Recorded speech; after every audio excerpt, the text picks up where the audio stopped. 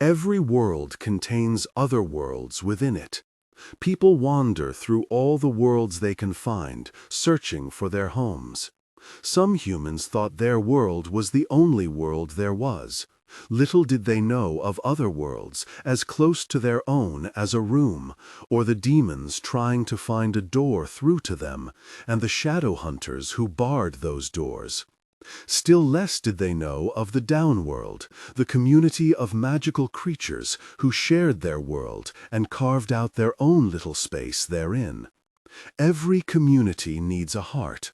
There had to be a common area where everyone could gather, to trade for goods and secrets, to find love and riches.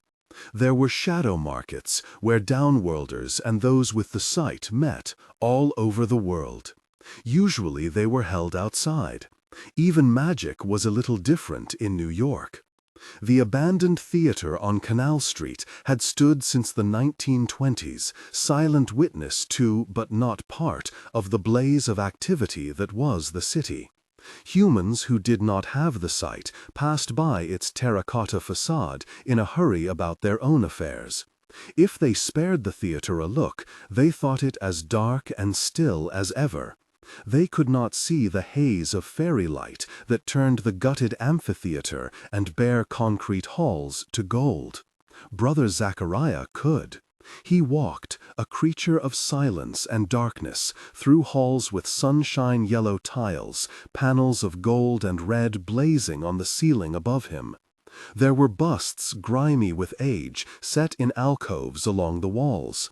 But for tonight, fairies had coaxed flowers and ivy to twine around them. Werewolves had set little twinkling charms depicting the moon and stars in the boarded windows, lending brightness to the decayed red curtains still hanging in the arched frames. There were lamps with casements that reminded Brother Zachariah of a time long ago when he and all the world had been different. In one vast echoing theater room there hung a chandelier that had not worked in years, but tonight warlock magic had encompassed each bulb with a different colored flame. Like burning jewels, amethyst and ruby, sapphire and opal, their light created a private world that seemed both new and old, and restored the theater to all its former glory. Some worlds only lasted one night. If the market had the power to lend him warmth and illumination for only a night, Brother Zachariah would have taken it. A persistent fairy woman had tried to sell him a love charm 4 times. Zachariah wished such a charm would work on him. Creatures as inhuman as he did not sleep, but sometimes he lay down and rested, hoping for something like peace. It never came. He spent his long nights feeling love slip through his fingers, more a memory by now than a feeling. Brother Zachariah did not belong to the downworld.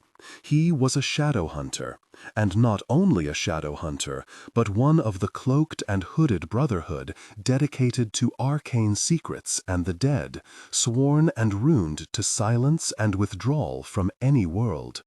Even his own kind often feared the Silent Brothers, and downworlders usually avoided any Shadowhunter. But the downworlders were used to the presence of this particular Shadowhunter at markets now. Brother Zachariah had been coming to shadow markets for 100 years, on a long quest that even he had begun to believe would be fruitless. Yet he continued searching. Brother Zachariah had little enough, but one thing he did have was time, and he had always tried to be patient. Tonight, though, he had already been disappointed. The warlock Ragnar Fell had no word for him. None of his few other contacts, painstakingly gathered over the decades, had attended this market. He was lingering not because he was enjoying this shadow market, but because he remembered enjoying markets once. They had felt like an escape, but Brother Zachariah hardly remembered the wish to escape from the City of Bones, where he belonged. Always in the back of his mind, cold as a tide waiting to wash all other things away, were the voices of his brothers. They were urging him home. Brother Zachariah turned under the glitter of diamond-paned windows. He was leaving the market, making his way through the laughing, bargaining crowd, when he heard a woman's voice saying his name. "Tell me again why we want this, Brother Zachariah. The normal Nephilim are bad enough. Angel in the veins, stick up the butts, and I bet with Silent Brothers it's a whole staff. We definitely can't take him out for karaoke." The woman was speaking in English, but a boy's voice replied to her in Spanish. "Quiet, I see him." It was a pair of vampires, and as he turned, the boy lifted a hand to attract Zachariah's attention. The vampire with his hand up looked 15 years old at most, and the other like a young woman about 19. But that told Zachariah nothing. Zachariah still looked young too.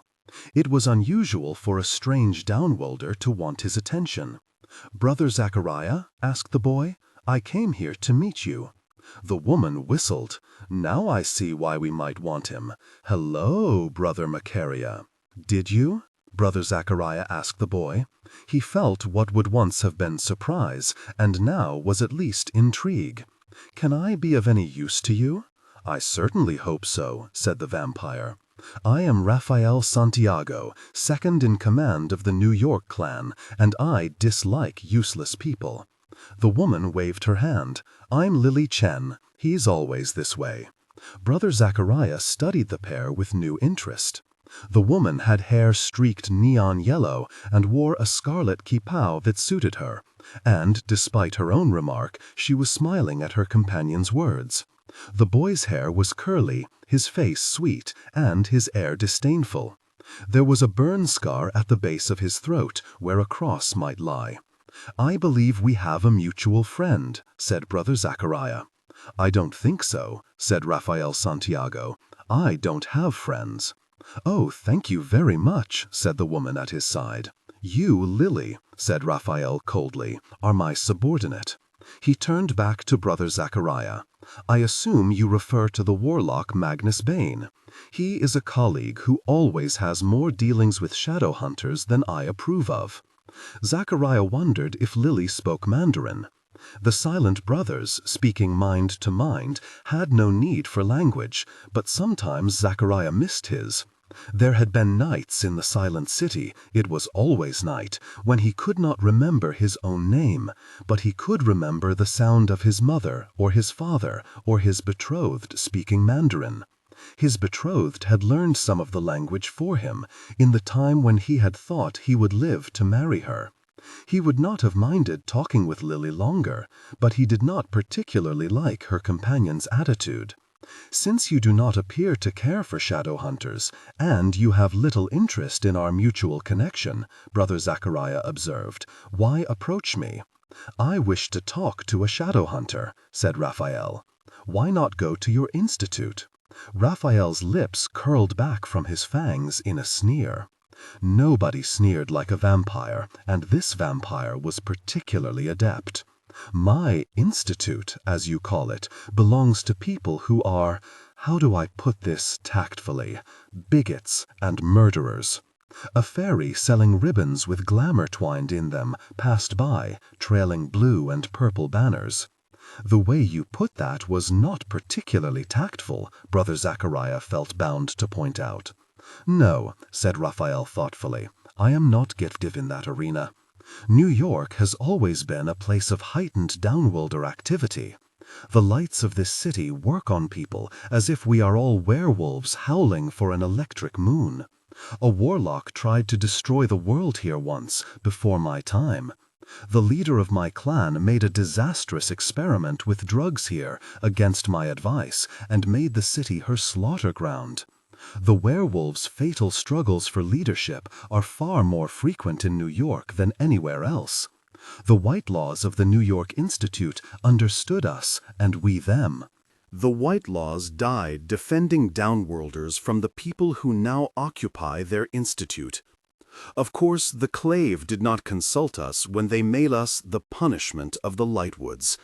We do not have any dealings with the New York Institute now." Raphael's voice was uncompromising, and Brother Zachariah thought he should be concerned. He had fought in the uprising when a band of renegade youths rose up against their own leaders and against peace with the downworld. He had been told the story of Valentine's Circle hunting werewolves in New York City and the Whitelaws getting in their way, resulting in a tragedy that even that group of angry downworld-hating youths had not intended. He had not approved of the Lightwoods and Hodge Starkweather being banished to the New York Institute, but the word was that the Lightwoods had settled down with their 3 children and were truly remorseful for their past actions. The pain and power struggles of the world seemed very far away in the silent city. It had not occurred to Zachariah that the downworlders would resent the Lightwoods so much they might decline their aid even when Shadowhunter help was truly needed. Perhaps it should have. Downworlders and Shadowhunters have a long, complicated history full of pain, and much of the pain has been the fault of the Nephilim, Brother Zachariah admitted. Yet, through the ages, they have found a way to work together. I know that when they followed Valentine Morgenstern, the Lightwoods did terrible things, but if they are truly repentant, could you not forgive them? Being a very soul, I have no moral objection to the Lightwoods, said Raphael in deeply moralistic tones. I do have strong objections to my head being cut off. Given the least excuse, the Lightwoods would lay waste to my clan. The only woman Zachariah had ever loved was a warlock. He had seen her weep over the circle and its effects. Brother Zachariah had no reason to support the Lightwoods, but everyone deserved a second chance if they wanted that chance enough. And one of Robert Lightwood's ancestors had been a woman called Cecily Herondale. Say they would not, suggested Brother Zachariah. Would it not be preferable to re-establish relations with the Institute rather than hope to catch a silent brother at the shadow market? Of course it would, said Raphael. I fully recognize this is not an ideal situation. This is not the first stratagem I have been forced to employ when I required an audience with Shadowhunters. 5 years ago, I had coffee with a visiting Ashdown. He and his companion shared a shudder of distaste. I absolutely hate the Ashdowns, remarked Lily. They are so tedious. I believe that if I fed on one of them, I would nod off halfway through. Raphael gave her a warning look. Not that I would ever dream of non-consensually drinking the blood of any Shadowhunter, because it would violate the Accords. Lily informed Brother Zachariah in a loud voice. The Accords are deeply important to me. Raphael shut his eyes, a briefly pained expression crossing his face, but after an instant he opened them and nodded. So how about it, Brother Lipsmackariah? Will you help us out? Lily asked brightly. A cold weight of disapproval made itself known from his silent brethren, like stones being pressed against his mind. Zachariah was allowed a great deal of latitude for a silent brother, but his frequent visits to the shadow markets and his annual meeting with a lady on Blackfriars Bridge were already testing the limits of what could be allowed. If he began consorting with downworlders on issues that could be handled perfectly well by an institute, Brother Zachariah's privileges were in danger of being suspended. He could not risk that meeting, anything but that. The Silent Brothers are forbidden to interfere with the affairs of the outside world. Whatever your problem is, said Brother Zachariah, I strongly urge you to consult with your institute. He bowed his head and began to turn away. My problem is werewolves smuggling Yinfen into New York, Raphael called after him. Ever heard of Yinfen? The bells and songs of the shadow market seemed to go quiet. Brother Zachariah turned sharply back to the 2 vampires.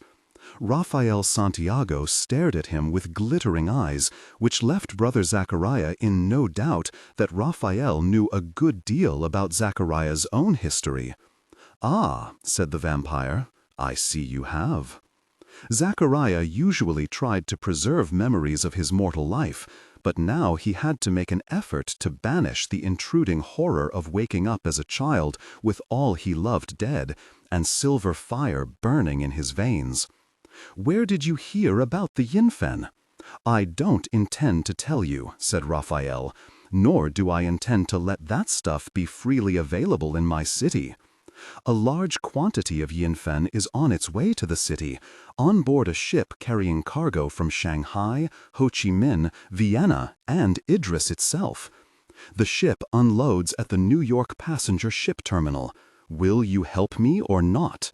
Raphael had already mentioned the leader of his clan performing disastrous experiments with drugs. Zachariah's guess was that many potential customers among the downworld were talking about the shipment of Yinfen at the market. The fact a downworlder with conservative views had heard about it was sheer luck. "I will help you," said Brother Zachariah, "but we must consult with the New York Institute. If you wish, I can go with you to the Institute and explain matters. The Lightwoods will appreciate the information and you offering it. This is an opportunity to improve relations between the Institute and all the downworlders in New York." Raphael did not look convinced, but after a moment he nodded. "You will go with me?" he asked. "You will not fail?" "They would not listen to a vampire, but I suppose it is possible they will listen to a silent brother." "I will do whatever I can," said Brother Zachariah. Cunning crept into Raphael's voice. "And if they don't help me? If they or even the clave refuse to believe me, then what will you do?" "Then I will still help you," said Brother Zachariah, ignoring the chill howl of his brethren in his mind and thinking of Tessa's clear eyes. He dreaded missing a meeting with Tessa, but when he did meet her, he wanted to face her with no stain upon him. He could not let any child suffer what he had suffered, not if he could prevent it. Zachariah was not able to feel all he had felt when he was mortal, but Tessa could still feel. He could not let her be disappointed in him. She was the last star he had to steer by. "I'll come to the Institute with you," Lily volunteered. "You will do no such thing," snapped Raphael. "It is not safe." The ice in Raphael's voice could have laid the whole of New York City under frost for a week in midsummer. He eyed Brother Zachariah with disfavor. "Magnus invented your portals, not that he receives any credit for it from Shadowhunters. He is one of the most powerful warlocks in the world, and so tender-hearted he rushes to the aid of vicious killers. He is the best the downworld has to offer. If the Circle targeted him, they would cut down any one of us." "Would have been a very shame," Lily confirmed. "Magnus throws an amazing rager, too." "I wouldn't know," said Raphael, casting a look of distaste upon the joyful riot of the market. "I do not enjoy people or gatherings." A werewolf wearing an enchanted papier-mâché full moon head shoved past Raphael, shouting, "Awoo!" Raphael turned to look at him, and the werewolf backed away with his hands up, mumbling, "Sorry, my mistake." Despite slight fellow feeling with the werewolf, Brother Zachariah unbent a little at this evidence that this vampire was not entirely awful. "I understand that you value Magnus highly. So do I. Once he aided someone very dear to—" "No, I don't," Raphael interrupted. "And I don't care about your story. Don't tell him I said any of that. I can have opinions on my colleagues." "It does not mean I have personal feelings about them." "Hey, my man, great to see you," said Ragnar Fell, passing by. Raphael paused to fist bump the green warlock before Ragnar disappeared among the stalls and sounds and many-colored lights of the market. Lily and Brother Zachariah regarded him. "Has another colleague," Raphael protested. "I like Ragnar," said Brother Zachariah. "Good for you," snapped Raphael. "Revel in your hobby of liking and trusting everyone. It sounds as appealing to me as sunbathing." Zachariah felt he had become acquainted with another reason, besides Magnus's evil vampire ex, why Magnus always seemed to develop a migraine when people mentioned the vampire clan of New York in his presence. He, Lily, and Raphael strolled through the market. "Love charm for the handsomest silent brother?" asked the fairy woman for the 5th time, leering through her dandelion clock hair. Sometimes one could wish the shadow market had not become quite so comfortable with him. He remembered this woman, he thought, dimly recollecting her hurting a golden-haired child. It had been so long ago. He had cared very much at the time. Lily snorted. "I hardly think Brother Zachariah needs a love charm." "Thank you, but no," Brother Zachariah told the fairy woman. "Am very flattered, though Brother Enoch is a fine figure of a man. Or perhaps you and the lady would enjoy some phoenix tears." She went suddenly silent, and the whole stall scuttled away across the bare concrete floor on little chicken feet. "Oops, never mind. Didn't see you there, Raphael." Raphael's thin eyebrows went up and down like a guillotine. "More of a buzzkill than the silent brother," murmured Lily. "Oh, the shame." Raphael looked smug. In Zachariah's head, Brother Enoch was annoyed at being the subject of a joke. The gleam and whirl of the shadow market shone with pale radiance in Brother Zachariah's eyes. He did not like the thought of Yin Fen spreading like silver wildfire in another city, killing fast as flame or slowly as choking smoke. If it was coming, he had to stop it. This trip to the market had been useful after all. If he could not feel, he could act. "Perhaps tomorrow night the Lightwoods will earn your trust," said Brother Zachariah, as he and the vampires stepped out into the mundane bustle of Canal Street. Raphael said, "Unlikely." "I have found it always better to hope than despair," said Brother Zachariah mildly. "I will wait for you outside the Institute." Behind them, enchanted lights shimmered, and the sound of fairy music rang through the halls of the theater. A mundane woman turned to face the building. Glittering blue light fell in a strange beam across her unseeing eyes. The two vampires were heading east, but partway up the street, Raphael turned back to where Brother Zachariah stood. In the night, away from market lights, the vampire's scar was white, and his eyes were black. His eyes saw too much. "Hope is for fools. I will meet you tomorrow night, but remember this, silent brother," he said. "Hate like that does not fade. The work of the circle is not done yet. The Morgenstern legacy will claim more victims. I do not be one of them." "Wait," said Brother Zachariah. "Do you happen to know why the ship is unloading its cargo at the passenger ship terminal?" Raphael shrugged. "I told you, the ship was carrying cargo from Idris. I believe some Shadowhunter brat is on board." Brother Zachariah walked away from the market alone, thinking of a child on a ship with deadly cargo and the potential of more victims. Isabel Lightwood was not accustomed to feeling nervous about anything, but anyone might be apprehensive when faced with the prospect of a new addition to the family. This was not like before Max was born, when Isabel and Alec had laid bets on whether it would be a boy or a girl, and afterward Mom and Dad trusted them enough to let them take turns holding him, the smallest and tenderest bundle imaginable. A boy older than Isabel was being dumped on their doorstep and was supposed to live with them. Jonathan Wayland, the son of Dad's parabatai, Michael Wayland. Far away in Idris, Michael Wayland had died, and Jonathan needed a home. For herself, Isabel was a little excited. She liked adventure and company.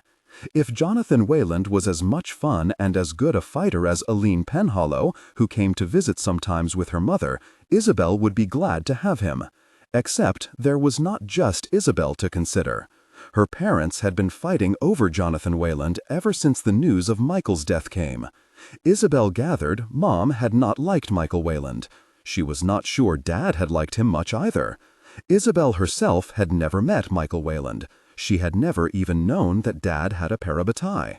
Neither Mom nor Dad ever talked about when they were young, except that Mom had once said they made many mistakes. Isabel sometimes wondered whether they had been mixed up in the same trouble as their tutor, Hodge. Her friend Aline said Hodge was a criminal.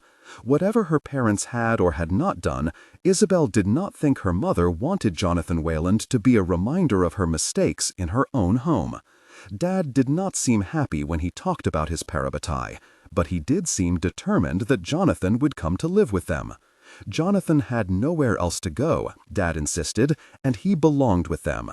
That was what being parabatai meant. Once, when she was eavesdropping on them shouting, Isabel heard Dad say, "I owe Michael this." Mom agreed to let Jonathan come for a trial period, but now that the shouting had died down, she was not really speaking to Dad. Isabel was worried about both her parents, and especially her mom. Isabel also had to consider her brother. Alec did not like new people. Whenever new Shadowhunters arrived from Idris, Alec would mysteriously slope off.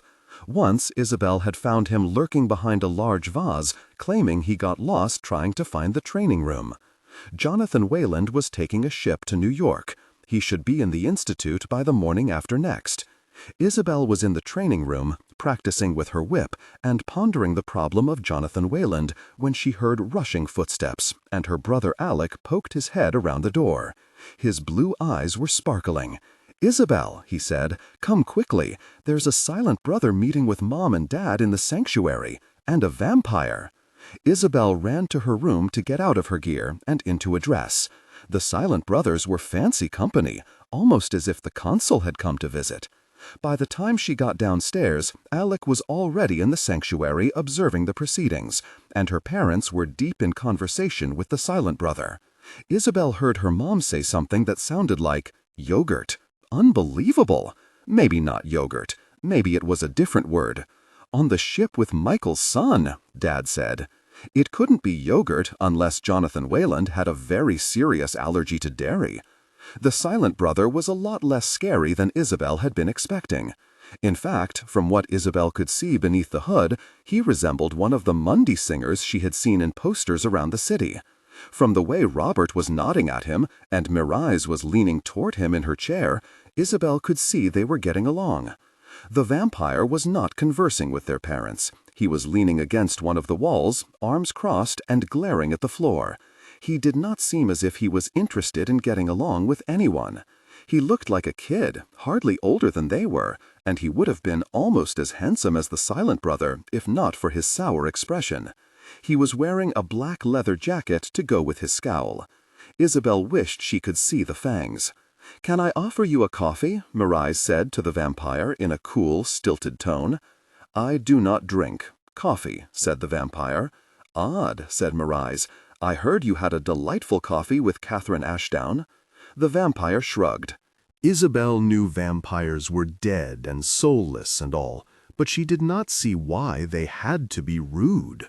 She nudged Alec in the ribs. "Get a load of the vampire. Can you believe that?" "I know," Alec whispered back. "Isn't he amazing?" "What?" Isabel said, grabbing Alec's elbow. Alec did not glance at her. He was studying the vampire. Isabel started to get the same uneasy feeling that she got whenever she noticed Alec looking at the same posters of Mundy singers that she did. Alec always got red and angry when she saw him looking. Isabel sometimes thought it would be nice to talk about the singers, the way she'd heard Mundy girls doing, but she knew Alec wouldn't want to. Once Mom had asked them what they were looking at, and Alec had looked afraid. "Don't go near him," Isabel urged. "I think vampires are gross." Isabel was used to being able to whisper to her brother in a crowd. The vampire turned his head slightly, and Isabel remembered vampires did not have pathetic hearing like mundanes. The vampire could definitely hear her. This nasty realization caused Isabel to relax her hold on Alec. She watched in horror as he pulled away from her and advanced with nervous determination toward the vampire. Not wanting to be left out, Isabel trailed a few steps behind him. "Hello," said Alec. "It's, very nice to meet you." The vampire boy gave him 1,000-yard stare that suggested 1,000 yards was too close up, and the vampire wished he were enjoying blissful solitude in the far reaches of space. "Hello, I'm Alexander Lightwood," said Alec. Grimacing as if the introduction were vital information being tortured out of him, the vampire said, "I am Raphael." When he made that face, Isabel did see the fangs. They were not as cool as she had hoped. "I'm basically 12, continued Alec, who was totally 11. "You don't look a lot older than me." "But I know it's different with vampires. I guess you kind of stay the same age you stop at, though, right? Like you're 15, but you've been 15 for 100 years. How long have you been 15? Raphael said flatly, "I'm 63. "Oh," said Alec. Oh, that's cool." He advanced several steps toward the vampire. Raphael did not take a step back, but he looked like he wanted to. "Also," Alec added shyly, "your jacket is cool." "Why are you talking to my children?"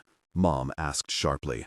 She was already up from her chair opposite the silent brother, and as she spoke, she seized hold of Alec and Isabel.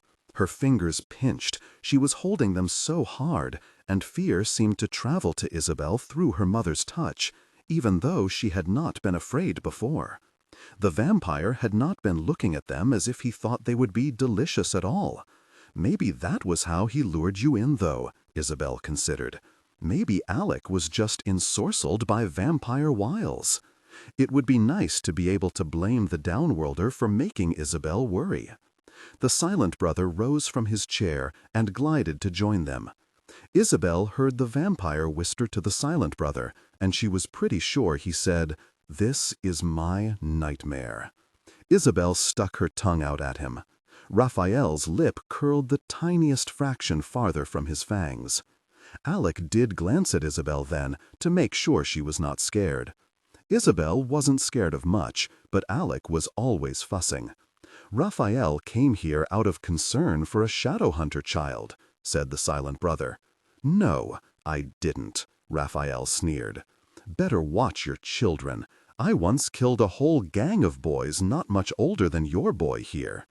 Shall I take this as a refusal to help with the shipment? I am deeply shocked." "Well, we tried. Time to go, Brother Zachariah." "Wait," said Robert. "Of course we will help. I will meet you at the drop-off point in New Jersey." Naturally, her dad would help, Isabel thought indignantly. This vampire was an idiot. Whatever mistakes they might have made when they were really young, her parents ran this whole institute and had killed lots and lots of evil demons. Anyone sensible would know you could always count on her dad. "You can consult with us on other Shadowhunter matters at any time," her mom added, but she did not let go of Alec and Isabel until the vampire and Brother Zachariah had left the institute. Isabel had thought the visit would be exciting, but she had ended up feeling terrible. She wished that Jonathan Wayland was not coming. Guests were terrible, and Isabel never wanted any more. The plan was to stow away aboard ship undetected, apprehend the smugglers, and dispose of the Yinfen. The child would never have to know about any of it. It was almost nice to be in one of the sleek Shadowhunter boats again. Brother Zachariah had been in the multi-hulled trimarans as a child on lakes in Idris, and once his Parabatai had stolen one and they had rowed it down the Thames. Now he, an edgy Robert Lightwood, and two vampires had used one to navigate the black nighttime waters of the Delaware River, coming down from the port of Camden. Lily kept complaining that they were practically in Philadelphia until the boat drew close to the tall cargo ship. Dawn Trader was painted in dark blue letters against its gray side. They waited for their moment. Then Robert threw a grappling hook. Brother Zachariah, Raphael, Lily, and Robert Lightwood made it onto the boat and into a deserted cabin. This journey, short and stealthy though it was, left them with the impression that there was no mundane crew on board at all. Hiding there, they counted the voices of the smugglers and realized there were far more than had been reported. "Oh no, Brother Hoppin the Zachariah," Lily whispered. "I think we're going to have to fight them." She looked very cheerful about the prospect. As she spoke, she winked and pulled her feathered flapper's headband from her yellow-streaked hair. "It's actually from the 1920s, so I don't want to damage it," she explained, and nodded to Raphael. "I've had it longer than I've had him. He's from the 1950s. Jazz Baby and Greaser Teen take on the world." Raphael rolled his eyes. "Desist with the nicknames. They are getting worse." Lily laughed. "I will not. Once you go Zachariah, you never go backariah." Raphael and Robert Lightwood both looked appalled, but Zachariah did not mind the nicknames. He did not hear laughter often. What worried him was the child. "We cannot allow Jonathan to be scared or hurt," he said. Robert was nodding, and the vampires looking supremely unconcerned when a boy's voice came from outside the door. "I'm not frightened of anything," he said. Jonathan Wayland presumed. "Then why are you asking about the Lightwoods?" asked a woman's voice. She sounded irritated. "They're taking you in. They won't be unkind to you." "I was only curious," said Jonathan. He was clearly doing his best to sound airy and aloof, and his best was not bad. His voice almost swaggered. Brother Zachariah thought it would have convinced most people. "Robert Lightwood's got some influence in the clave," remarked the woman. "Solid man. I'm sure he's ready to be a father to you." "I had a father," said Jonathan, cold as the night wind. The woman was silent. Across the cabin, Robert Lightwood's head was bowed. "But the mother," said Jonathan, a touch tentative. "What's Mrs. Lightwood like?" "Mary's? I barely know her," the woman replied. "She's already got 3 kids. 4's a lot to handle." "I'm not a kid," said Jonathan. "I won't bother her." He paused and observed, "There are a lot of werewolves aboard this ship." "Ugh, kids raised in Idris are exhausting," said the woman. "Werewolves are a fact of life, unfortunately. Creatures are everywhere. Go to bed, Jonathan." They listened as another cabin door shut and a lock was shot home.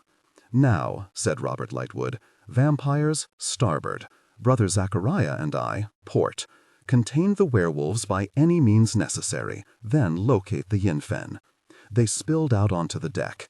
It was a rough night, the wind pulling Zachariah's hood down farther, the deck jerking beneath their feet.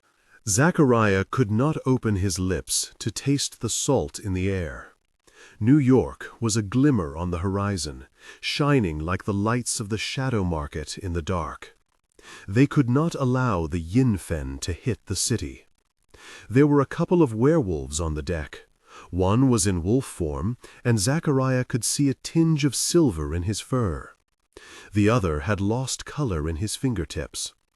Zachariah wondered if they knew that they were dying. He remembered, too vividly, how it had felt when the yin-fen was killing him. Sometimes it was good to be without feeling. Sometimes being human hurt too much, and Zachariah could not afford pity now. Brother Zachariah slammed his staff against one of their heads, and when he turned, Robert Lightwood had already dealt with the other. They stood braced, listening to the howl of the wind and the surge of the sea, waiting for the others to come from below decks. Then Zachariah heard the sounds from the other side of the ship. "Stay where you are," he told Robert. "I will go to the vampires." Brother Zachariah had to fight his way to them. There were even more werewolves than he had guessed. Across their heads he could see Raphael and Lily, leaping as if they were insubstantial as shadows, teeth shining in the moonlight. He could see the werewolves' teeth, too. Zachariah knocked one werewolf over the side of the ship and knocked out another one's teeth in the same swing, then had to dodge a swipe of claws that almost sent Zachariah over himself. There were so many of them. It was with vague surprise that Zachariah thought this could be the end. There should have been something more than surprise to the idea, but all he knew was the hollowness he had felt walking through the market, and the sound of his brothers' voices, colder than the sea. He did not care about these vampires. He did not care about himself. The roar of a werewolf sounded in his ear, and behind it came the crash of a wave. Brother Zachariah's arms ached from wielding the staff. It should all have ended a long time ago anyway. He could scarcely remember a reason why he fought. Across the deck, a werewolf, almost fully shifted, whirled a clawed fist directly at Lily's heart. She already had her hands locked around another werewolf's neck. She did not have a chance to defend herself. A door swung open, and a Shadowhunter woman ran out into the path of the werewolves. She was not ready. A wolf tore her throat out, and as Zachariah tried to get to her, a werewolf slammed against his back. The staff fell from his nerveless fingers. A second werewolf piled onto him, claws digging into his shoulders, bearing him down to his knees. Another climbed on, and Zachariah's head slammed onto the wood. The dark rose before him. His brothers' voices could be gone, along with the crash of the sea and all the light of the world that no longer touched him. The dead woman's eyes stared into his face, a last empty gleam before the dark consumed all. It seemed as if he were as empty as she. Why had he ever fought? Only he remembered. He would not allow himself to forget. Tessa, he thought, Will. Despair was never stronger than the thought of them. He could not betray them by giving up. They are Will and Tessa, and you were Casian Ming. You were James Carstairs. You were Jem. Jem drew a dagger from his belt. He fought to his feet, backhanding a werewolf through the open cabin door. He looked to Lily. Raphael was standing in front of her. His arm was flung out to shield her, his blood a macabre scarlet splash across the deck. Human blood was black at night, but vampire blood never looked anything but red. Lily screamed his name. Brother Zachariah needed his staff. It was rolling across the wood of the deck, silver in the moonlight and rattling like bones. Its carving leaped out, shadow dark against the silver, as the staff rolled to the feet of a boy who had just stepped out into this space of chaos and blood. The boy who must be Jonathan Wayland stared around him, at Brother Zachariah, at the wolves, at the woman with her throat ripped out. A werewolf woman was bearing down on him. The boy was too young to even bear warrior's runes. Brother Zachariah knew he was not going to be fast enough. The boy turned his head, hair bright gold in the silver moonshine, and picked up Zachariah's staff. Small and slim, the most fragile of barriers possible against darkness, he charged at the snarling teeth and bared claws. He struck her down. Two more went for the boy, but Zachariah killed one, and the boy spun and struck the other. When he twisted in the air, Zachariah thought not of shadows, as he had with the vampires, but of light. When the boy landed on the deck, feet spread wide and staff twirling between his hands, he was laughing. It was not a child's sweet laugh, but a wild, exuberant sound that rang out stronger than sea or sky or silent voices. He sounded young and defiant and joyful and a little mad. Brother Zachariah had thought earlier in the night that he did not hear laughter often. It had been an achingly long time since he heard a laugh like that. He stabbed another werewolf running for the boy, and another, throwing his body between the boy and the wolves. One got past his guard and swiped at the boy, and Zachariah heard him make a small sound between his locked teeth. "Are you all right?" he asked. "Yes," the boy shouted. Brother Zachariah could hear him panting at his back. "Never fear," said Brother Zachariah. "I am fighting with you." Zachariah's blood ran colder than the sea, and his heart hammered until he heard Robert Lightwood and Lily coming to their aid.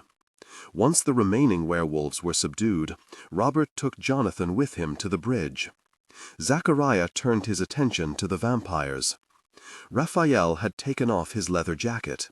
Lily had ripped part of her shirt off and was tying the material around his arm. She was crying. "Raphael," she said, "Raphael, you shouldn't have done it." "Sustained a wound that will heal in a night in preference to losing a valuable member of the clan?" Raphael asked. "I acted to benefit myself. I generally do." "You'd better," Lily muttered, wiping tears savagely with the back of her hand. "What would I do if something happened to you?" "Something practical, I hope," said Raphael. "Please salvage material from one of the many dead werewolves next time, and stop embarrassing the clan in front of Shadowhunters." Lily followed Raphael's line of vision, over her shoulder to Brother Zachariah. There was blood smudged and mixed with her blurred eyeliner, but she gave him a cheeky, fanged smile. "Maybe I wanted to rip my shirt for Brother Zachariah." Raphael lifted his eyes to heaven. Since he was not looking at her, Lily could look at him. She did. Brother Zachariah saw her lift a hand, her fingernails painted red and gold, and almost touch his curly hair. Her hand moved as if she might stroke the shadows over his head, then curled into a fist. She did not permit herself the luxury. Raphael motioned her away and got to his feet. "Let's go find the yin-fen." It was not difficult to locate. It was in a large box in a cabin below decks. Lily and Brother Zachariah carried the box up between them, Lily clearly ready to make a scene if Raphael tried to help.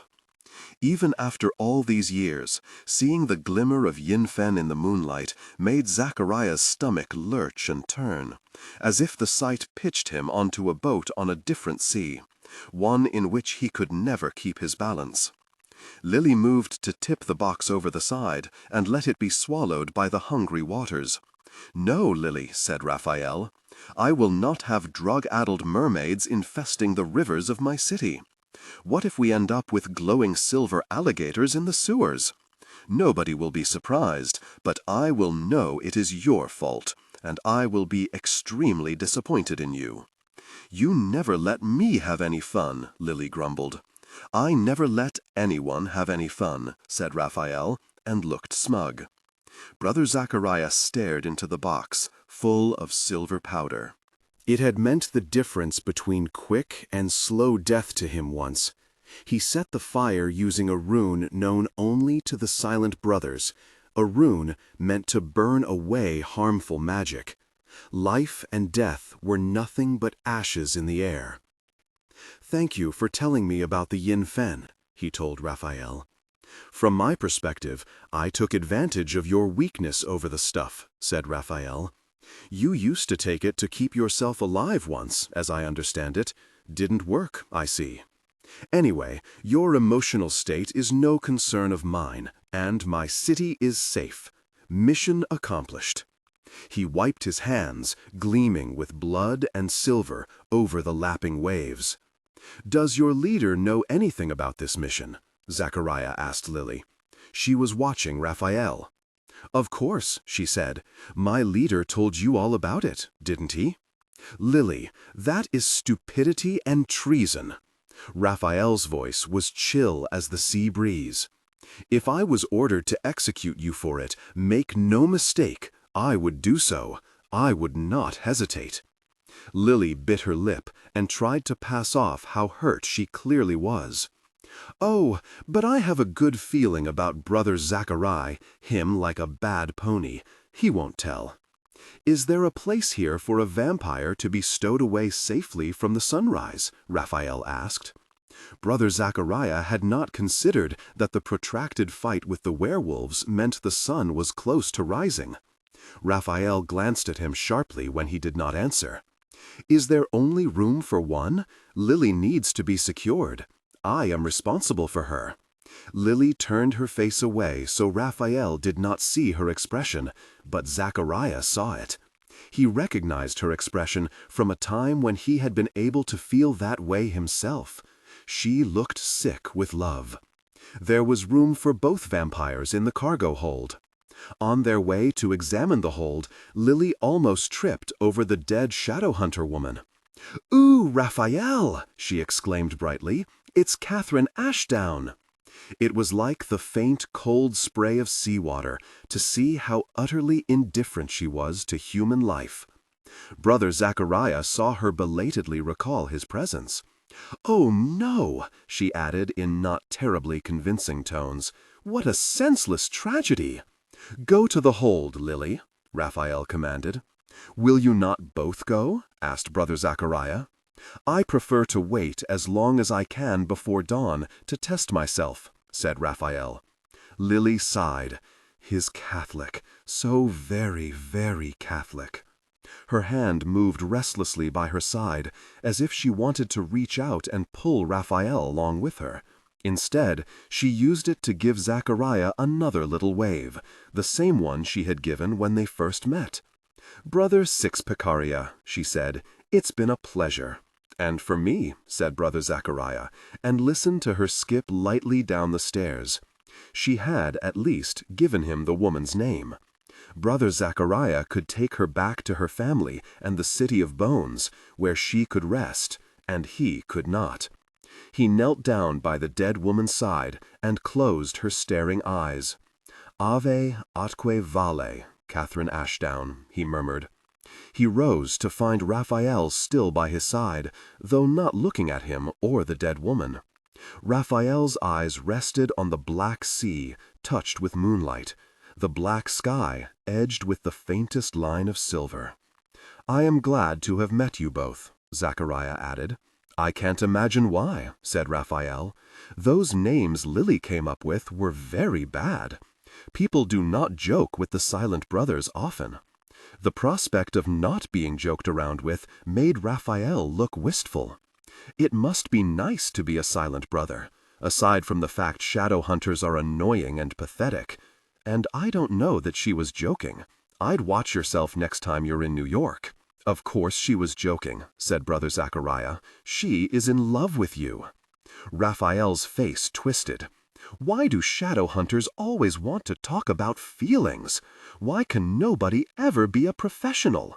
For your information, I do not have any interest in romance of any kind, and never will. Now, can you drop this revolting subject? "I can," said Brother Zachariah. "Perhaps you would like to talk about the gang of boys you claim to have killed." "I've killed many people," said Raphael distantly. "A group of children?" said Zachariah. "In your city? Did this happen in the 1950s? Maurice Lightwood might have been fooled. Brother Zachariah was familiar with what it looked like when someone blamed and hated themselves for what had happened to those they loved. "There was a vampire hunting children on the streets where my brothers played," Raphael said, his voice still distant. "I led my gang to his lair to stop him. None of us survived." Brother Zachariah tried to be gentle. "When a vampire is newborn, they cannot control themselves." "I was the leader," said Raphael, his steely voice brooking no argument. "I was responsible. Well, we did stop the vampire, and my family lived to grow up, all but one. I generally do accomplish what I set my mind on," said Raphael. "That is extremely clear," said Brother Zachariah. He listened to the sound of the waves hitting the side of the boat, carrying them to the city. On the night of the market, he had been detached from the city and everyone in it, and certainly he had felt nothing for a vampire determined to feel nothing himself. But then had come a laugh, and the sound had woken things inside him that he had feared dead. Once woken to the world, Zachariah did not want to be blind to any of it. "You saved people today. The Shadowhunters saved people, even though they did not save you when you were a child trying to fight monsters." Raphael twitched as if this implication of why he disliked Shadowhunters was a fly landing on him. "Few are saved," said Raphael. "Nobody is spared. Somebody tried to save me once, and I will pay him back one day. I don't choose to owe another debt, or for anyone to owe me. We all got what we wanted. The Shadowhunters and I are done." "There might always be another time for help or cooperation," said Brother Zachariah. "The Lightwoods are trying. Consider letting the other Downworlders know you survived dealing with them." Raphael made a non-committal sound. "There are more kinds of love than stars," said Brother Zachariah. "If you do not feel one, there are many others. You know what it is to care for family and friends. What we keep sacred keeps us safe. Consider that by trying to cut yourself off from the possibility of being hurt, you shut the door on love and live in darkness." Raphael staggered over to the rail and pretended to vomit. Then he straightened up. "Oh, wait, I'm a vampire and we don't get seasick," he said. "I came over all nauseous for a second. Can't think why. I heard Silent Brothers were withdrawn. I was looking forward to withdrawn. "I am not a typical silent brother," observed Brother Zachariah. "Just my luck, I got the touchy-feely silent brother. Can I request a different one in future?" "So, you think there might be a time when your path crosses with Shadowhunters again?" Raphael made a disgusted noise and turned away from the sea. His face was pallid as moonlight, ice-white as the cheek of a child long dead. "I am going below decks, unless, of course, you have any other brilliant suggestions." Brother Zachariah nodded. The shadow of his hood fell across the scar of a cross on the vampire's throat. "Have faith, Raphael. I know you remember how." With the vampires safely hidden below and Robert Lightwood steering the ship towards Manhattan, Brother Zachariah took on the task of cleaning up the deck, moving the bodies out of sight. He'd call on his brothers to help him attend to them and to the survivors, who were currently secured in one of the cabins. Enoch and the others might not approve of his decision to help Raphael, but they would still fulfill their mandate to keep the shadow world hidden and safe. Once Brother Zachariah had finished, all there was to do was wait for the ship to the city. Then he would have to return to his own city. He took a seat and waited, enjoying the sensation of the light of a new day on his face. It had been a long time since he felt the light, and longer since he could truly enjoy the simple pleasure of it. He sat near the bridge, where he could see Robert and young Jonathan Wayland in the morning light. "You're sure you're all right?" Robert said. "Yes," said Jonathan. "You don't look much like Michael," Robert added awkwardly. "No," said Jonathan. "I always wished I did." The boy's thin back was braced to be a disappointment. Robert said, "I am sure you're a good boy." Jonathan did not look sure. Robert saved himself from awkwardness by conspicuously examining the controls. The boy left the bridge, graceful despite the lurch of the boat and how weary he must be. Zachariah was startled when young Jonathan advanced across the deck to where Zachariah himself sat. Brother Zachariah pulled his hood close around his face. Some shadow hunters were disquieted by a silent brother who did not appear exactly as the rest did, though the silent brothers looked fearsome enough. He did not want to distress the boy either way. Jonathan carried Brother Zachariah's staff back to him, balanced flat as a tightrope along his palms, and laid the staff with a respectful bow on Zachariah's knees. The boy moved with military discipline, unusual in one so young, even among shadow hunters. Brother Zachariah had not known Michael Wayland, but he guessed he must have been a harsh man. "Brother Enoch?" the boy guessed.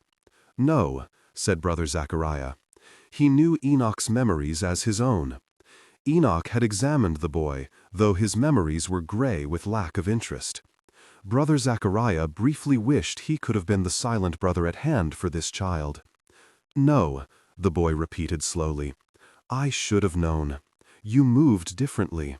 I just thought it might be, since you gave me the staff." He bowed his head. It struck Zachariah as a sorry thing that the child would not have expected even the smallest mercy from a stranger. "Thank you for letting me use it," Jonathan added. "I am glad it was useful," returned Brother Zachariah. The boy's glance up at his face was shocking, the flare of twin suns in what was still almost night. They were not the eyes of a soldier, but a warrior. Brother Zachariah had known both, and he knew the difference. The boy took a step back, nervous and agile, but stopped with his chin high. Apparently he had a question. Zachariah was not expecting the one he asked. "What do the initials mean, on your staff? Do all silent brothers have them?" They looked together at the staff. The letters were worn by time and Zachariah's own flesh, but they had been struck deep into the wood in the precise places where Zachariah would put his hands on them when he fought. So, in a way, they would always be fighting together. The letters were W and H. "No," said Brother Zachariah, "I am the only one. I carved them into the staff on my first night in the City of Bones." "Were they your initials?" the boy asked, his voice low and a little timid. Back when you were a Shadowhunter, like me? Brother Zachariah still considered himself a Shadowhunter, but Jonathan clearly did not mean any offense. No, said Jem, because he was always James Carstairs when he spoke of what was dearest to him. Not mine, my parabatai. W and H, William Hurrendale, Will. The boy looked struck, yet wary at the same time. There was a certain guardedness about him, as if he was suspicious of whatever Zechariah might say before he even had the chance to say it. My father says a parabatai can be a great weakness. Jonathan said the word weakness with horror. Zechariah wondered what a man who had drilled a boy to fight like that might have considered weakness. Brother Zachariah did not choose to insult an orphan boy's dead father, so he arranged his thoughts carefully. This boy was so alone. He remembered how precious that new link could be, especially when you had no other. It could be the last bridge that connected you to a lost life. He remembered traveling across the sea, having lost his family, not knowing that he was going to his best friend. I suppose they can be a weakness, he answered. It depends on who your parabatai is. I carved his initials here because I always fought best with him. Jonathan Wayland, the child who fought like a warrior angel, looked intrigued. I think my father was sorry he had a parabatai, he said. Now I have to go and live with the man my father was sorry about. I don't want to be weak, and I don't want to be sorry. I want to be the best. If you pretend to feel nothing, the pretense may become true, said Jem. That would be a pity.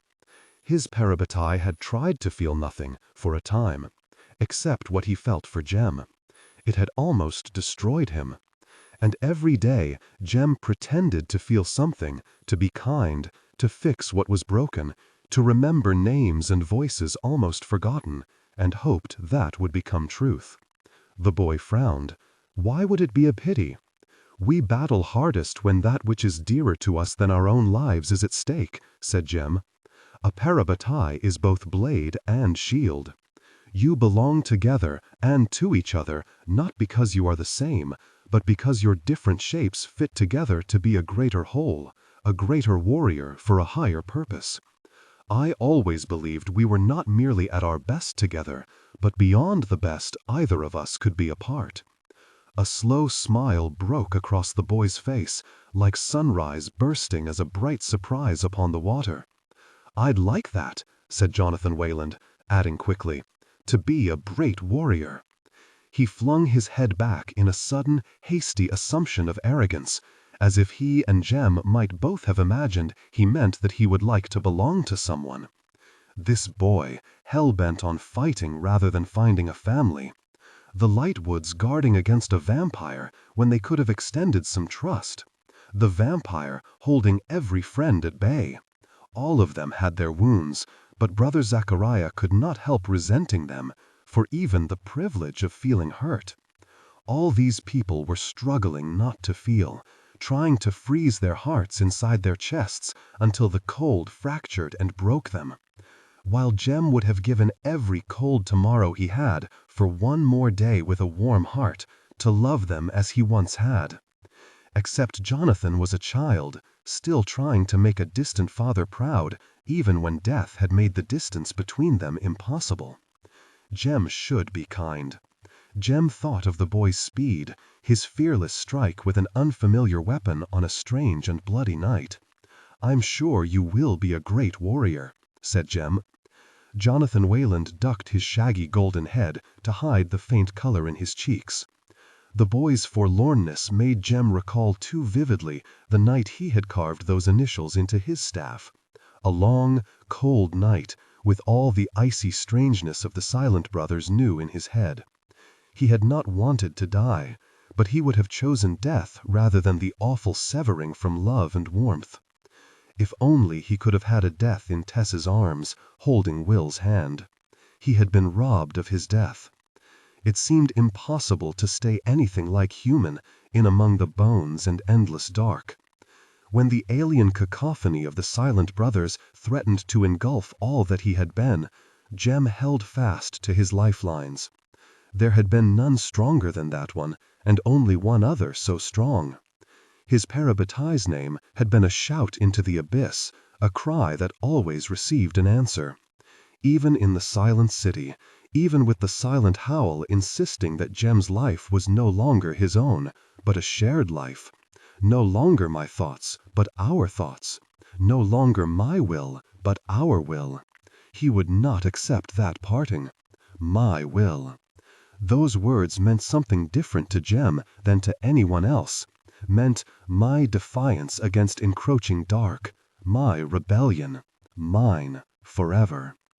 Jonathan scuffed his shoe against the deck and peered up at Jem, and Jem realized he was trying to see Brother Zachariah's face beneath the hood. Jem drew the hood and the shadows close. Even though he had been rebuffed, Jonathan Wayland offered him a small smile. Jem had not looked for any kindness from this hurt child. It made Brother Zachariah think that Jonathan Wayland might grow up to be more than a great warrior. Maybe Jonathan would have a parabatai one day to teach him the kind of man he wanted to be. This is the link stronger than any magic, Jem had told himself that night, knife in hand, cutting deep. This is the bond I chose. He had made his mark. He had taken the name Zachariah, which meant remember. Remember him, Jem willed himself. Remember them. Remember why. Remember the only answer to the only question. Do not forget. When he looked again, Jonathan Wayland was gone. He wished he could thank the child for helping him remember. Isabel had never been to the New York passenger ship terminal before. She was not very impressed.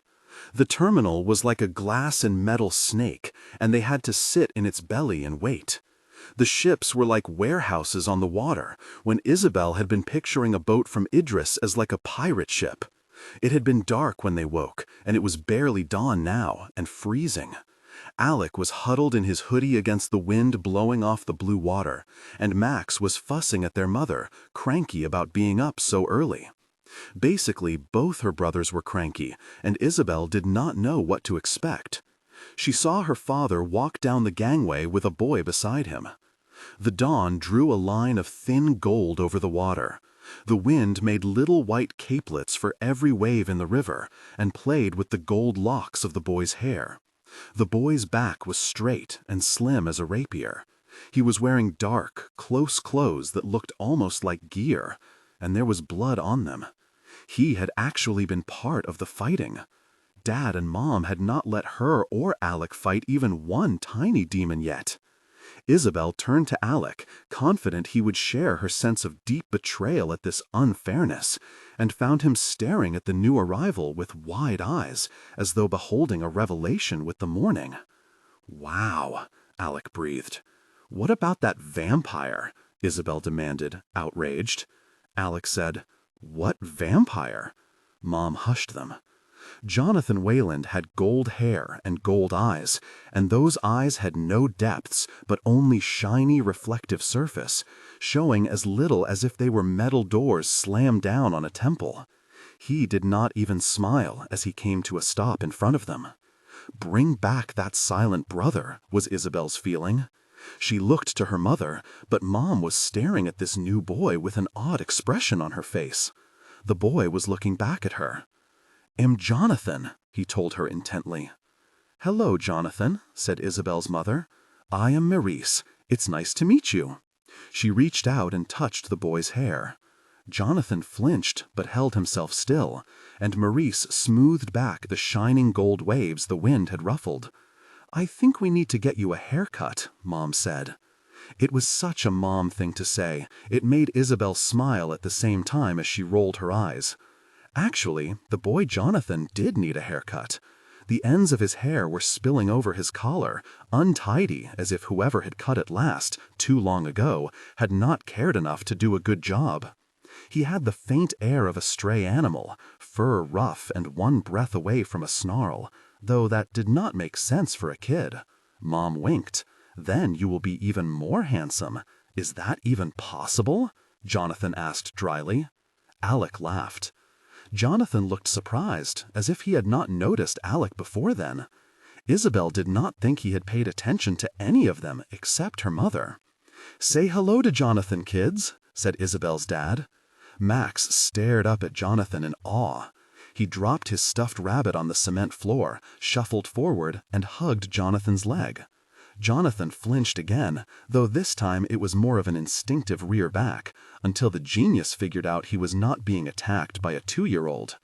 "Hello, Jonathan," said Max, muffled into the material of Jonathan's trousers. Jonathan patted Max on the back, very tentatively. Isabel's brothers were so not showing sibling solidarity on the issue of Jonathan Wayland. It was worse when they got home and made awkward small talk, even though everybody really wanted to go back to bed.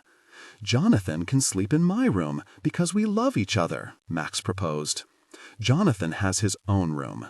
"Say, sleep well, Jonathan," said Maurice. "You can see Jonathan after we've all had a little more rest." Isabel went to her own room, but she was still buzzing with excitement and could not sleep. She was painting her toenails when she heard the tiny creak of a door down the hall. Isabel leaped up, the toenails of one foot painted sparkly black and the other foot still encased in a fuzzy pink sock, and ran to the door. She edged it open a fraction and poked her head out, and caught Alec doing the same thing from his own room. They both watched the silhouette of Jonathan Wayland creeping down the corridor. Isabel made a complicated series of gestures to determine whether Alec wanted to follow him together. Alec stared at her in total bafflement. Isabel loved her big brother, but sometimes she despaired about their future demon-hunting endeavors. He was so bad at remembering her cool military-style signals. She gave up, and they both hurried after Jonathan, who did not know the layout of the institute and could only retrace his steps to the kitchen, which was where they found him. Jonathan had his shirt pulled up, and he was dabbing a wet dish towel along the red cut running up his side. "By the angel," said Alec, "you're hurt. Why didn't you say?" Isabel hit Alec in the arm for not being stealthy. Jonathan stared at them, guilt written across his face, as if he had been stealing from the cookie jar rather than injured. "Don't tell your parents," he said. Alec left Isabel's side and ran to Jonathan.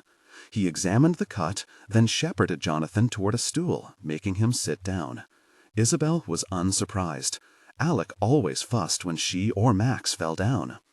"It's shallow," Alec said after a moment, "but our parents really would want to know. Mom could put an iratse or something." "No, it's better for your parents not to know it happened at all. It was just bad luck one of them got me." "I'm a good fighter," Jonathan protested sharply. He was so vehement it was almost alarming.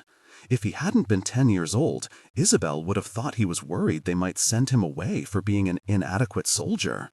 "You're obviously great," said Alec. "You just need someone to have your back."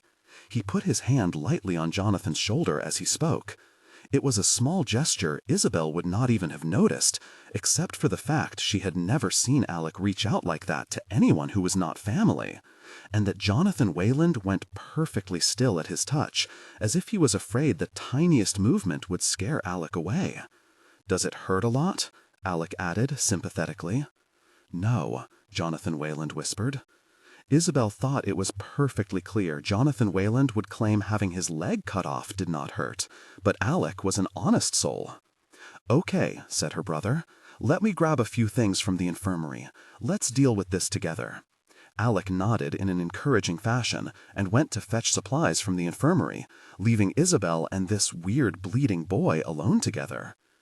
"So you and your brother seem really close," Jonathan said. Isabel blinked. "Sure. What a concept, being close to your family." Isabel refrained from being sarcastic, as Jonathan was both unwell and a guest.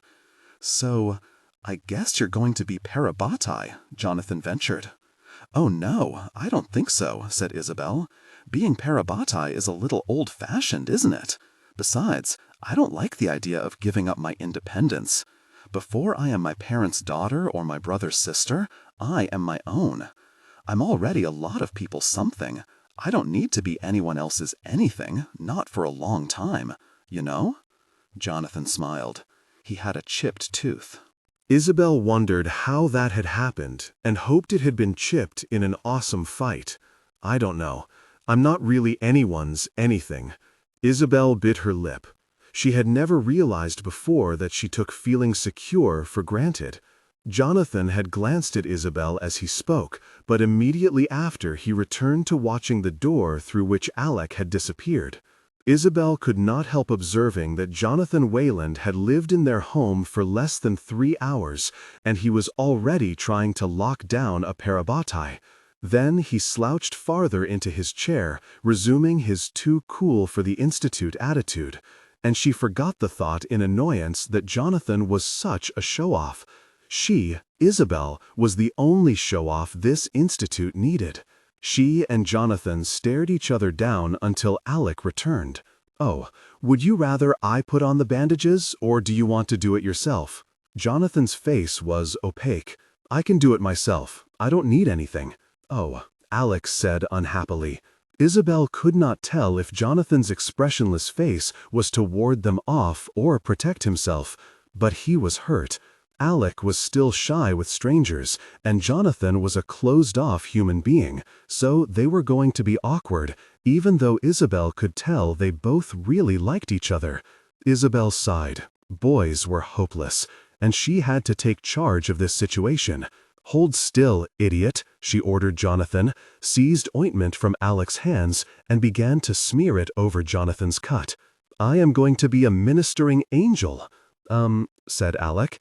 "That's a lot of ointment." It did look a little like when you squeezed the center of the tube of toothpaste too hard, but Isabel felt you did not get results without being willing to make a mess. "It's fine," said Jonathan quickly. "It's great. Thank you, Isabel." Isabel glanced up and grinned at him. Alec efficiently unwound a bandage. Having got them started, Isabel stepped back. Her parents would object if she accidentally turned their guest into a mummy. "What's going on?" said Robert Lightwood's voice from the door. "Jonathan, you said you were not hurt." When Isabel looked, she saw both her mom and dad standing at the threshold of the kitchen, arms folded and eyes narrowed. She imagined they would have objections to her and Alec playing doctor with the new kid. Strong objections. "We were just patching Jonathan up," Alec announced anxiously, ranging himself in front of Jonathan's stool. "No big deal. It was my fault I got hurt," said Jonathan. "I know. Excuses are for incompetence. It won't happen again." "It won't?" asked her mother. "All warriors get wounded sometimes. Planning to run away and become a silent brother?" Jonathan Wayland shrugged. "I applied to the Iron Sisters, but they sent me a hurtful and sexist refusal." Everyone laughed. Jonathan looked briefly startled again, then pleased, before he shut away his expressions as if slamming a lid down on a treasure chest. Isabel's mother was the one who went and attended to Jonathan's wound, while her father stayed by the door. "Jonathan," Maurice remarked, "does anyone ever call you anything else?" "No," said Jonathan. "My father used to tell a joke about having another Jonathan if I wasn't good enough." Isabel did not think that was much of a joke. "I always think that naming one of our kids Jonathan is like the mundanes calling kids Jebediah," said Isabel's mother. "John," said her father. "Mundanes often call their kids John." "Do they?" asked Maurice, and shrugged. "I could have sworn it was Jebediah." "My middle name is Christopher," said Jonathan. You can call me Christopher if you like." Maurice and Isabel exchanged a speaking look. She and her mother had always been able to communicate like this. Isabel thought it was because they were the only girls, and special to each other. She could not imagine her mother telling her anything she would not want to hear. "We're not going to rename you," said Mom sadly. Isabel was not sure if her mother was sad that Jonathan thought they would do that, give him a different name as if he were a pet, or sad that he would have let them. What Isabel was sure about was that her mother was watching Jonathan in the same way she had watched Max when he was still learning to walk, and there would be no more discussion of a trial period. Jonathan was obviously here to stay. "Maybe a nickname," Maurice proposed. "What would you think of Jace?" He was silent for a moment, observing Isabel's mother carefully from the corner of his eye. At last he offered her a smile, faint and cool as the light in early morning, but growing warm with hope. Jonathan Wayland said, I think Jace will work. As a boy was introduced to a family, and vampires slept cold but curled together in the hold of a ship, Brother Zachariah walked through a city not his own. The people hurrying by could not see him, but he saw the light in their eyes as if it had been made new. The blare of car horns and scream of tires from yellow cabs, and the chatter of many voices in many tongues formed a long, living song. Brother Zachariah could not sing the song, but he could listen. This was not the first time this had happened to him, seeing a trace of what had been in what was. The coloring was entirely different. The boy did not really have anything to do with Will. Jem knew that. Jem, for in the moments he remembered Will, he was always Jem, was used to seeing his lost and dearest Shadowhunter in 1,000 Shadowhunter faces and gestures, the turn of a head or the note of a voice. Never the beloved head, never the long silent voice, but sometimes, more and more rarely, something close. Jem's hand was firmly clasped around his staff. He had not paid attention to the carving beneath his palm like this for many a long cold day. This is a reminder of my faith. If there is any part of him that can be with me, and I believe there is, then he is at hand. Nothing can part us. He allowed himself a smile. His mouth could not open, but he could still smile. He could speak to Will, though he could no longer hear any answer. Life is not a boat, bearing us far away on a cruel, relentless tide from all we love. You are not lost to me on some forever distant shore. Life is a wheel. From the river he could hear mermaids. All the sparks of the city by morning were kindling a new fire. A new day was born. If life is a wheel, it will bring you back to me. All I must do is keep faith. Even when having a heart seemed hard past bearing, it was better than the alternative. Even when Brother Zachariah felt he was losing the struggle, losing everything he had been, there was hope. Sometimes you seem very far away from me, my Parabatai. Light on water had not rivaled the boy's blazing contradiction of a smile, somehow both indomitable and too easily hurt. He was a child going to a new home, as Will and the boy Zachariah had once traveled in lonely sorrow to the place where they would find each other. Jem hoped he would find happiness. Jem smiled back at a boy long gone.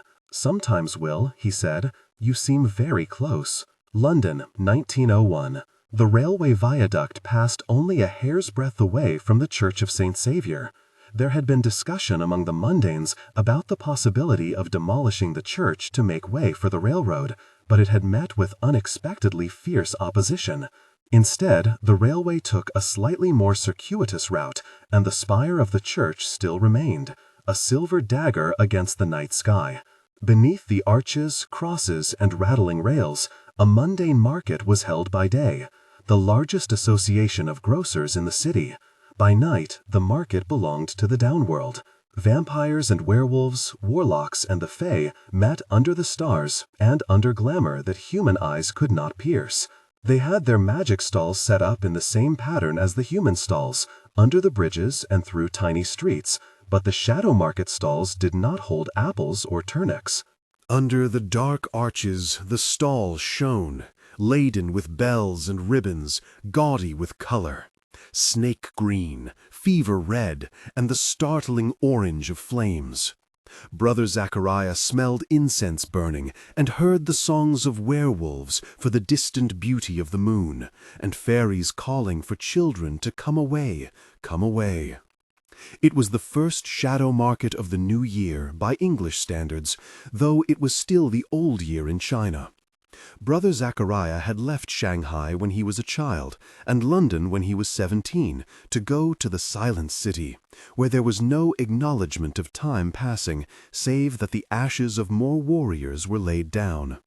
Still, he remembered the celebrations of the new year in his human life, from eggnog and fortune-telling in London to the setting off of fireworks and nibbling of moon dumplings in Shanghai. Now, snow was falling on London. The air is crisp and cold as a fresh apple, and felt good against his face. The voices of his brothers were a low hum in his head, affording Brother Zachariah a little distance. Zachariah was here on a mission, but he took a brief time to be glad he was in London, in the Shadow Market, to breathe air clear of the dust of the departed. It felt something like freedom, like being young again. He rejoiced, but that did not mean the people of the Shadow Market rejoiced with him. He observed many downworlders, and even mundanes with the sight, casting him looks that were the opposite of welcoming. As he moved, a dark murmur threaded through the hum of conversation all around him. The denizens of the downworld considered this market time as space snatched away from angels. They clearly did not relish his presence among them. Brother Zachariah was one of the Silent Brothers, a voiceless fraternity that lived long amid old bones, sworn to seclusion with hearts dedicated to the dust of their city and their dead. Nobody could be expected to embrace a silent brother, and these people would not be likely to take pleasure in the appearance of any Shadowhunter at all. Even as he doubted, he saw a stranger sight than any he had expected in the market. There was a Shadowhunter boy dancing a can-can with 3 fairies.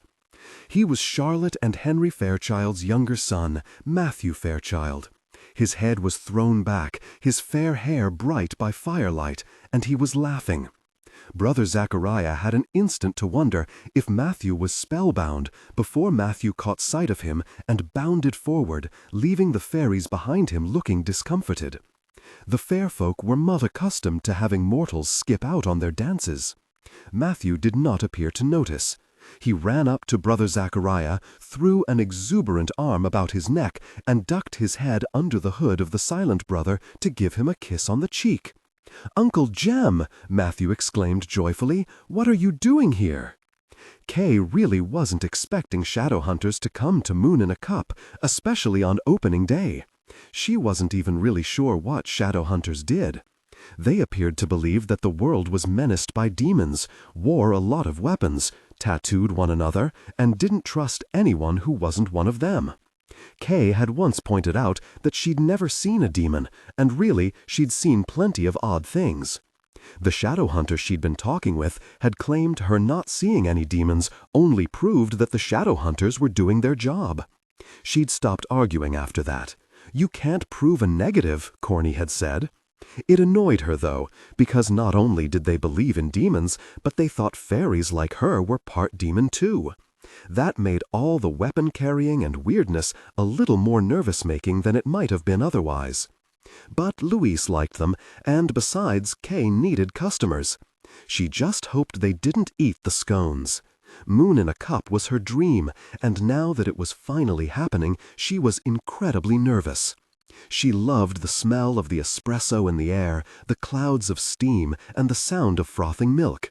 She loved all the things that she and her friends had scavenged from thrift sales and from the side of the road. Ratty little wooden tables that she and Valerie and Ruth had decoupaged with postcards and sheets of music and pages from encyclopedias. Gold-painted chairs, outsider art and weird antlers, and a few landscapes with sea serpents painted on top of them. Mismatched cups that ranged from bone china to chipped bowls with pictures of ducks on them to mugs with slogans for businesses long closed. Every single one felt like a treasure to her, but she'd never owned anything before or been very responsible. She'd worried over whether she could handle it, whether she'd even like it once it was real, for months. And now, finally, the place was open. Ravis and Louise had painted a big sign announcing their grand opening, which hung above the register. There, in somewhat organized canisters, were the makings from many things, both mortal and less so. In addition to various coffee drinks, including the terrifying red eye and the dirty chai, they were serving herbal teas made from nettle, milk thistle and dandelion, rosehip and sticklewort, bluecap and coltsfoot. Then, one of the Unseelie Knights, Dulcamara, had sent Kay a large basket of pastries, scones, muffins, all tarts, all baked with fairy fruit, none of which Kay could picture the knight making herself. Corny had put them out, but marked them not for humans, which Kay worried might confuse people who came in off the street. Still, she'd been too busy to do more than promise herself that she was going to keep an eye on them.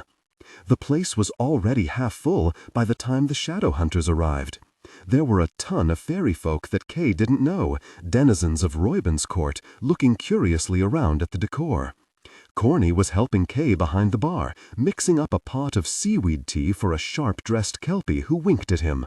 Corny didn't wink back, probably because Louise was watching him from across the room with an amused expression, flanked by Val, her short red hair growing out in curls, Ravis, and Val's best friend Ruth with her new girlfriend whose hair was dyed the color of a blueberry. Louise stopped watching his boyfriend, though, and looked over at the door when the Shadowhunters came in. They tended to attract attention, even though they were often glamored up like they really didn't want it. Still, it was hard to ignore a group of tall, heavily armed, whose cheekbones were as sharp as their weaponry. It was a group of 3 of them, 2 boys and a girl.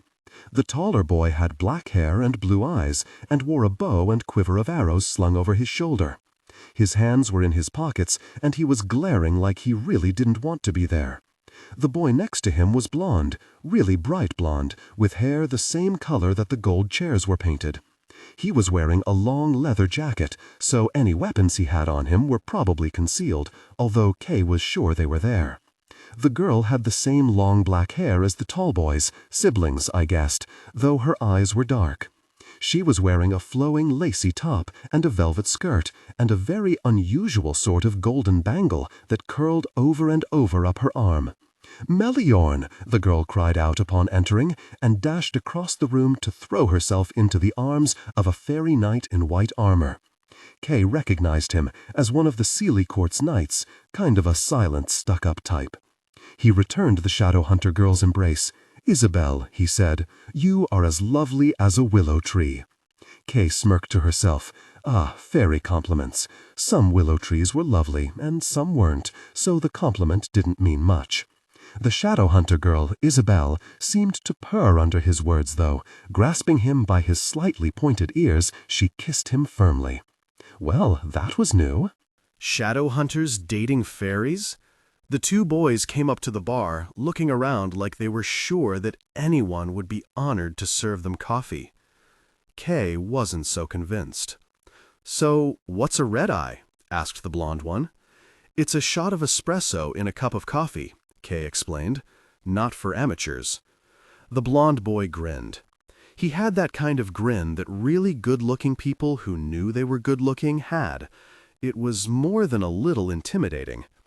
"I think you'll find I'm not an amateur at anything. So, does that mean you want one or not?" Kay always felt awkward around boys like him, sure that they were laughing at her. "I think it means if you come out from behind that counter and spend a few minutes with me somewhere a little more private, you won't be disappointed." Kay stared at him, open-mouthed. She wondered about his intentions. She took another look at him. Nope, probably not. "Jace," hissed the boy standing next to him, "just order a freaking cookie or something." "I like cookies," said Jace, with a particularly charming smile, "but what I really prefer is pretty ladies with green skin." "Slow your roll, Captain Kirk," said Corny. "She has a boyfriend." "A serious one?" Jace inquired. He was still smiling in that annoyingly charming way that made it hard to be irritated. "He has a very impressive weapon," Corny said, "and he'll be here any minute." Jace's hand went to his waist. Well, if it's impressive weapons we're discussing. The dark-haired boy thunked his head down on the countertop. "Stop this pointless flirting," he said, "or I will bash my head through this pastry case." "I wish you wouldn't," said Kay.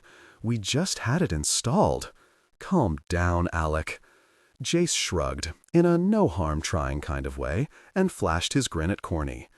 "In that case, I guess we'll have to make do with 2 red eyes and a scone." "The scones aren't for humans," Kay protested. "We're not humans," said Jace.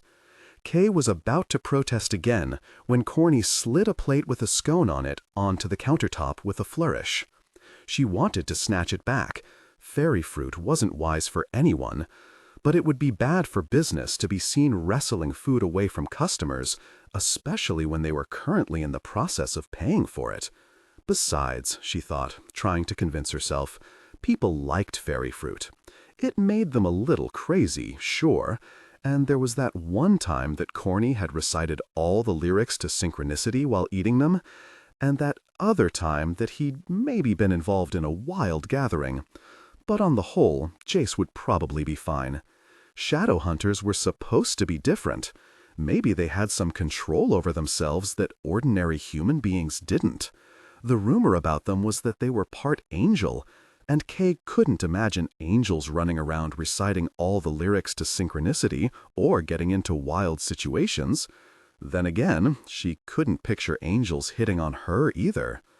"Enjoy it," she said, finally, giving up and setting their coffee drinks on the counter. Alec took the change she handed out and dumped it in the tip jar. She felt bad for him. It was obvious he had a bit of a crush on Jace, and equally obvious that he was having a pretty bad day. She watched as they made their way across the shop and sank down on a couch across from Isabel and Meliorn, who were busy rubbing noses and making cutesy faces at each other. Jace and Alec rolled their eyes. Another boy came in, staggering a little. His black hair stuck straight up, thick with glitter, and he appeared to be very, very drunk. He had a stack of papers with him and was handing them out to the patrons. Every time someone took one, there was a little electric burst of glitter. Finally, he sprawled out in an armchair near Isabel and leaned over to her. She broke away from Meliorn, frowning at him. He seemed to be saying something about his cat's birthday as he waved another piece of paper at her. Or maybe he was talking about his own birthday, since his eyes looked very like the reflective, unblinking eyes of a cat. Kay wondered what he was. Not a fairy, and not a Shadowhunter either. "The Magnificent?" Isabel said dubiously, then shrugged. "But hey, thanks for the invite."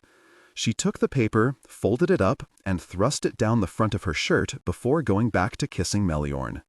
For a few minutes, Kay was absorbed in making another pot of seaweed tea, passing over 3 espresso shots to a trio of hobgoblins, and making 1 dirty chai for a human in a business suit, who seemed a little unnerved, as though, despite not being able to see through the glamour all around him, he was able to discern that something about the other customers was a little off.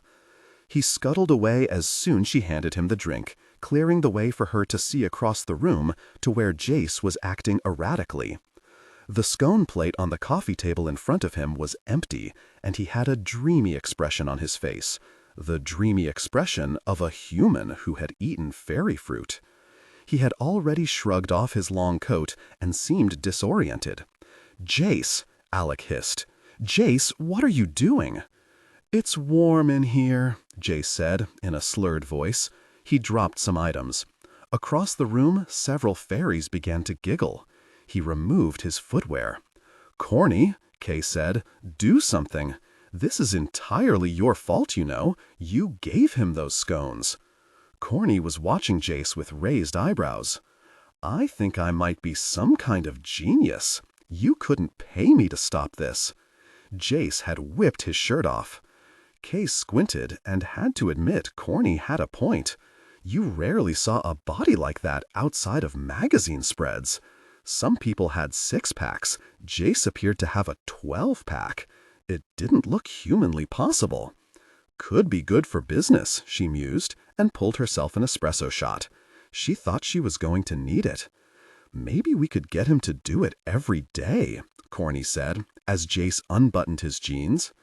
Alec attempted to stop him, but Jace moved nimbly out of his way and kicked the jeans off with a flourish. "Don't try to stop me, Alec," said Jace. "This body has to be free." Isabel looked up from kissing Meliorn, and her eyes widened. "Holy crap," she said.